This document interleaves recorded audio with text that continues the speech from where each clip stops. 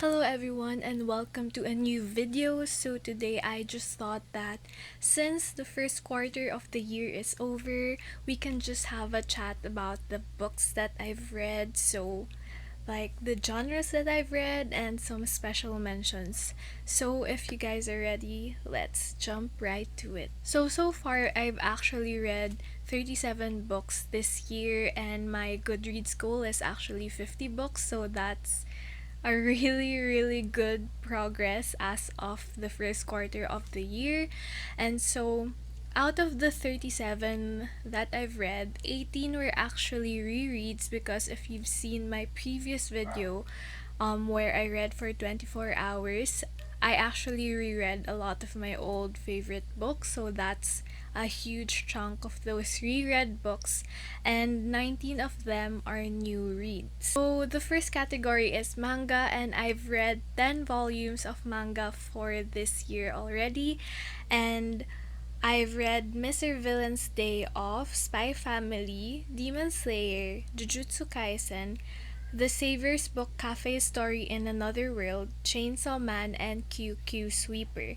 So some of the special mentions is actually first is Mr. Villain's Day Off because this was just a cute manga. So if you just want to pass the time, definitely read this manga. So this is about an alien villain who is attempting to conquer Earth, and he is super scary, but during his days off, he's like a freaking cute man, and he just goes to the zoo to look at the pandas because pandas are his favorite, and you just basically follow them in these random adventures. um and he just comes to appreciate the little things on Earth, and it's just so freaking cute. And also, The Savior's Book Cafe Story in Another World. Is that correct? Yeah. The title is so long, but this is actually such a freaking great manga series. And I first heard about this from Brianna's Manga Hall, I believe, and it just sounded so cozy and so cute, and I was not disappointed. So basically, this is about this girl who is told that she can go to another world as like a savior, and she goes to this world, and basically she has magic now, so she just requests for a book cafe, and literally, she just has a book cafe and it's just super cute, and there's romance as well. And then the next is Chainsaw Man. So the anime series has already been out, and I was not disappointed. It was really good for me. I don't know the other reviews, I just think that it's super great. And so this year I've read the next part of the series. So basically, there's two arcs already, and this arc follows a different set of characters, and so yeah. Probably one of my favorite manga series that that I read without the anime first. And then obviously Jujutsu Kaisen, super good.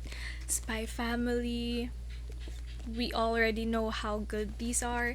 And Demon Slayer, um special mention because the art style in Demon Slayer is just super beautiful. I already adored the art style of the anime. It just looks so unique and detailed, and I adore the art in the anime, and I was not disappointed with the art in the manga. And so I just had to buy. I mean, come on. Look at that. Wow. It's just amazing. And then for romance, I actually read 5 romance books this year so far, and none of them really stood out. So I read Highly Suspicious and Unfairly Cute by our favorite author, Talia Hibbert, who wrote Get a Life Chloe Brown series. Like, we all know that that series is a really good one, and this is Talia Hibbert's new book that came out this year, and it's a YA, And for me, it's not bad, but I still prefer the adult books by Talia Hibbert.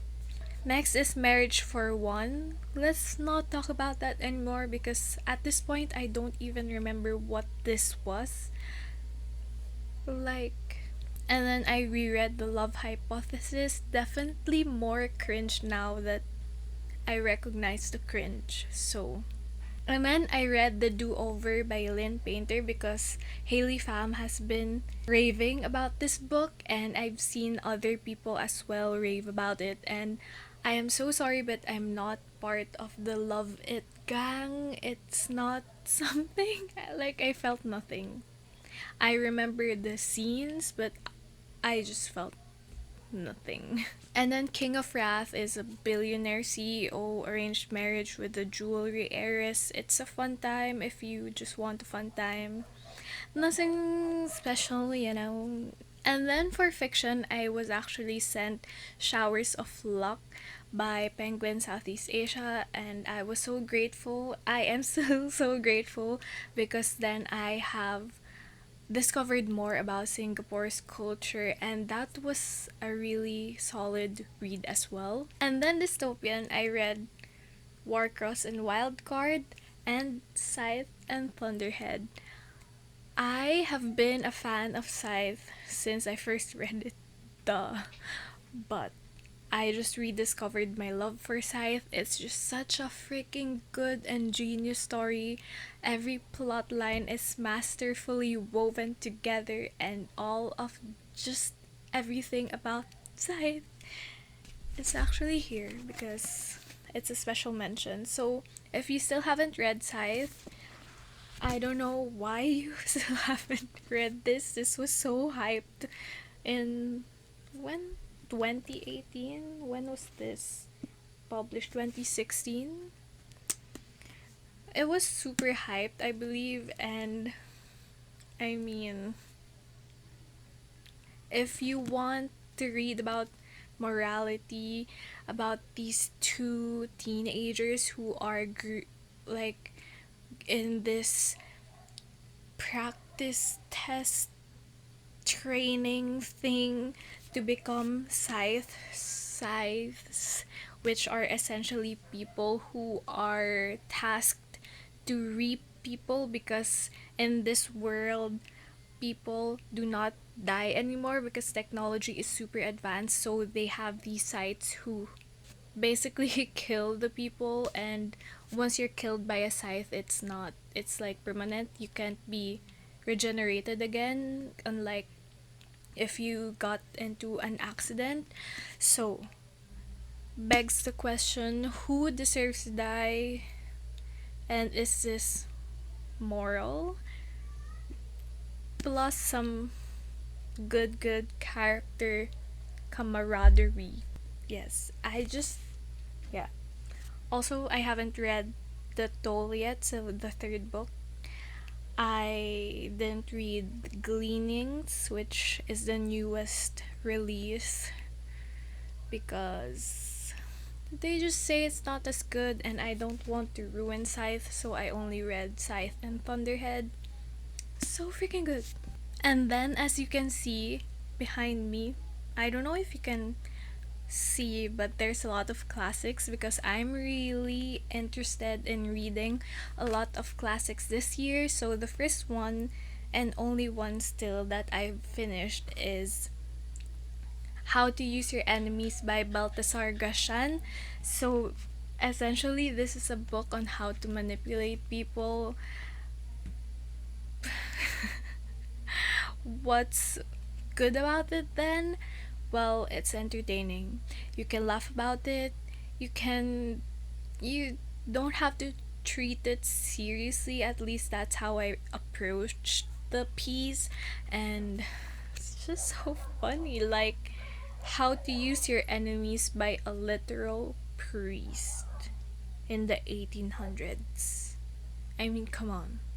A priest wrote this. And then I've read two mysteries, which is in the same series. So I read Stalking Jack the Ripper and Hunting Prince Dracula. So this was a reread again in my 24-hour reading vlog. So yeah, I'm just here to tell you guys that if you want a great time and atmospheric writing and just it's not super duper complicated, so if you read a lot of these types of books, you'll probably not be impressed unless you really appreciate the atmosphere. And for me, I like it. I really like it. And also, I love the banter between the two main characters, which is probably 70% of the reason why I love this series. And I actually am trying to get through the third book because once I reread the first two books, I was like, I need to read the third book to get to the fourth book because again, like the toll, I didn't continue the series because a lot of people say that the third one is not good. And my friend, like one of my closest friends, she's the one who actually first read this series. So we kind of have this thing with each other. So we talk about the series. And when she got Escaping from Houdini, she literally had a physical copy with her, and I saw her actions live, and she didn't really like it, so then I didn't read it. But then I kind of want to read the fourth book, which is Capturing the Devil. But in order to read that, I kind of want to read the third book, but I don't know if I can do it. I am this close to DNFing it. And then, if you've seen some of my videos, you'll know that I am doing this series on my YouTube channel, which is called the Fantasy Renaissance series. So essentially, I read fantasy books to rekindle my love for the fantasy genre. And so far, I've read 14 fantasy books. A lot of them are rereads as well, but a lot of them are new as well. So let's talk about them. So I read A Court of Mist and Fury, Six Deaths of the Saint, which is a short story. The Burning God, finally I was able to finish it. Not my favorite out of the series, but still a kind of good ending. There's closure-ish, so. And then I reread She Who Became the Sun so that I can prepare for the second book, which I actually have an arc of, so I can read it advanced. It's coming out on August, I believe. So yes. And then Red Queen, definitely not as good as the first time I read it when I was still kind of going back into reading, and I was obsessed with that series, and it was still fun to read, but it's not the best. There's a lot of cringe moments, but if you've read it before and if you've loved it beforehand, then I think it's gonna be much more easy to forgive the cringeness. And then a special mention is Strange the Dreamer. So freaking cool. This book is also one of my old favorites, and it's still it's stood the test of time. It's still so freaking good. If you like libraries, mystical cities, dreams, just read this book. It has gorgeous writing and it's just amazing. There's two in the series, this one and Muse of Nightmares. So if you want to read something like that, here is your chance. And then I actually reread The Poppy War, which hurt more than the first time I read it because now I know what happens in The Burning God. So it's just like, it's like remembering all the happier times and it just hurts my heart. And then I also reread A Court of Wings and Ruin, Lady Midnight. The Son of Neptune actually is also a special mention. Hold on. This is the first book of the Heroes of Olympus series, and I'm rereading it. And funnily enough, Ishi from Ishi Time is reading it, rereading it as well, and it's so much fun to watch her reactions to the books. And this is just like it follows seven half bloods from the Percy Jackson universe, and they're in this big prophecy, and you get to see different sets of gods and goddesses and just mythology. And it's so cool. The characters, every one of them is unique, is amazing. We just love them. So, if you haven't read The Lost Hero and all the other books in the Heroes of Olympus series, definitely check it out. So, if you've kind of felt that the Percy Jackson original series is too young for you, then this is the answer to your requests. I don't know. But yeah, I remember I read this while I was in high school, so it really has this nostalgia because you are going through your teenage years and you are reading about these teenagers as well, and it's just so cool. And when I was in high school, a lot of us kind of read the Percy Jackson series. We used to borrow from the person who had copies because books are expensive, obviously, and we are lucky enough to have classmates who have copies. So we had these lists, I remember, and we just have this schedule on who gets the book next. It's like a freaking library. But yeah, it's just super cool. I don't know what that sound is, but. And then I also read Once Upon a Broken Heart, and it's a special mention because I didn't like it. I was frustrated with the writing style, and I just wanted to love it. The Night Circus is one of my favorite books, and I thought it was gonna give Night Circus vibes, and it didn't. Which is such a shame, but also I'm kind of mad because it's so freaking frustrating. Ugh. And then I read two cozy fantasy books. I was about to read it for a cozy fantasy reading vlog, but then I just read it and didn't vlog it. But I read A Wizard's Guide to Defensive Baking, which was highly recommended by Leora from Books with Leo. And this is essentially about a witch who has powers related to baking, so she can make these breads fluffier. She can make them stale, stuff like that. And then she kind of thinks little of her power because it's just baking, but then she gets swept into this political controversy, and somehow she discovers that there's more to her power than what she thinks of it.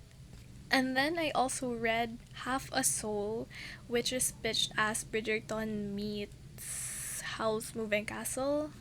Again, I love House Moving Castle, and I did enjoy the Bridgerton series, but I did not enjoy Half a Soul as much. So essentially, it's about this girl whose half of a soul was taken by a fairy, and so she's kind of this not really emotionless, but there's something missing from her reactions to stimuli, and she goes to London, I believe, to find the husband, because like in Bridgerton, she goes out into society, something like that, where they go to dances and stuff. And in London, she meets this wizard who I believe is inspired by Howl in Howl's Moving Castle, although he's not as charming. He's just a little bit abrasive and just bitter. I don't know. Just a not charming version of how, again, people might like this more than I did because I just feel like a lot of the aspects of the book were not vibing with me personally, but I feel like other people will vibe with it. So it's not a bad book, it's just lacking something that I would prefer it had. And then the last one we'll talk about is one of my new favorite fantasy books, which is Dance of Thieves by Mary E. Pearson. So I just finished this today, and yeah, this is YA fantasy, I believe, and essentially it's kind of like a Game of Thronesy, but it has more romance and it's less bloody than Game of Thrones. That's how I'm gonna pitch it to you. And this has a scene where the two main characters are chained together, and obviously if you're chained together in the wilderness, you're gonna develop some things. And so yeah, I'm actually a little bit bitter because I don't have the second book. I saw a copy of it, but it's a hardcover, and who has money to pay for a hardcover? And I don't want to read it on ebook because it's one of my favorites now. So we are in a dilemma with this series, but just read it. Just read it. So all in all, I would rate the first quarter of reading maybe a solid 75 out of 100%. It's not the best reading. There's a lot of bad ones that went through and some ones that were just mediocre for me. And yeah, although the fantasy aspect is really really good because then I'm reading a lot of fantasy, but then I just would rate it 75%. So anyway, what books did you love for the first quarter of the year, and how many have you read so far? Let me know. Again, thank you so much for watching, and I will see you in the next one. Bye bye. 정말 감사합니다.